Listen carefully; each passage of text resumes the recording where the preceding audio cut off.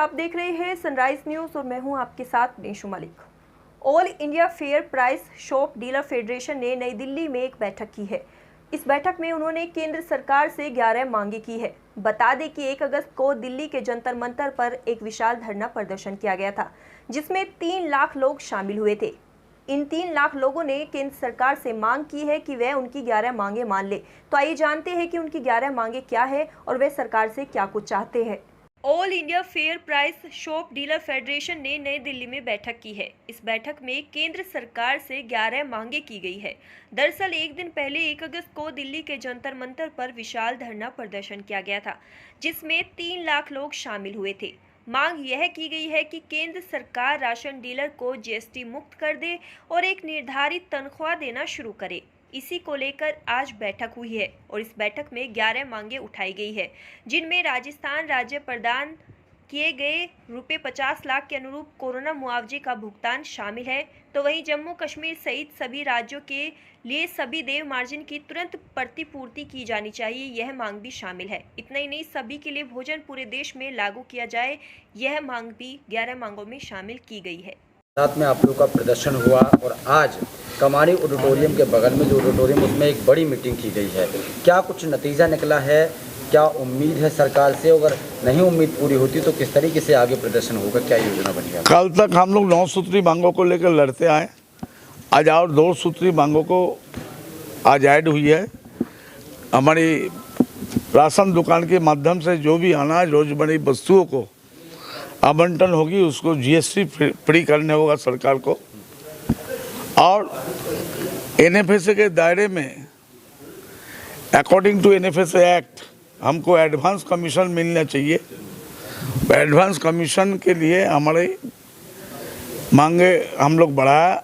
11 सूत्री मांगों को लेके हम लोग 9 अगस्त से सेकेंड इनिंग्स का युद्ध, सेकेंड इनिंग्स का खेला हम लोग शुरू करेंगे।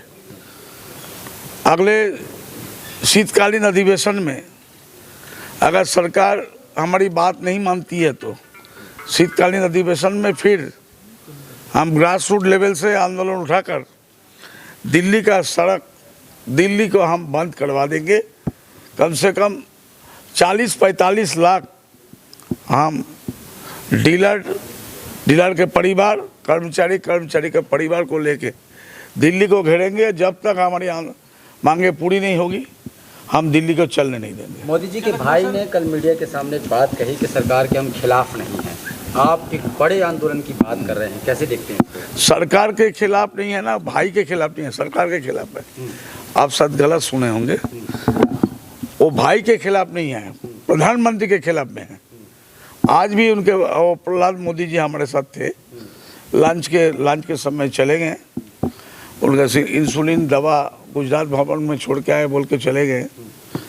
वो हमारी सीनियर वाइस प्रेसिडेंट है, गुजरात के प्रेसिडेंट भी है। हमारी आंदोलन, उनका समर्थन, सारे देश का डीलरों को समर्थन लेकर हमने आंदोलन घोषणा किया है। वहाँ पर मोदी जी का भाई का अलग कुछ नहीं है और विशंबर बासु का भाई का भी अलग कुछ नहीं है। कल कितने और जैसा कि हमारे महामंत्री जी ने बताया कि हम लोग सारे जगह पर ज्ञापन दिए हुए हैं, हमें आश्वासन दिया गया है और स्टैंडिंग कमेटी के चेयरमैन साहब भी हमें आश्वस्त किए हैं कि मैं लोकसभा में इन बातों को उठाऊंगा। ज़रूरत पड़ी तो विभाग के साथ, मंत्री के साथ और पार्लियामेंट्रियन के साथ आप लोगों को बैठा करके आमने सामने में बात भी कराऊंगा, क्योंकि ये एक बहुत बड़ा मुद्दा है।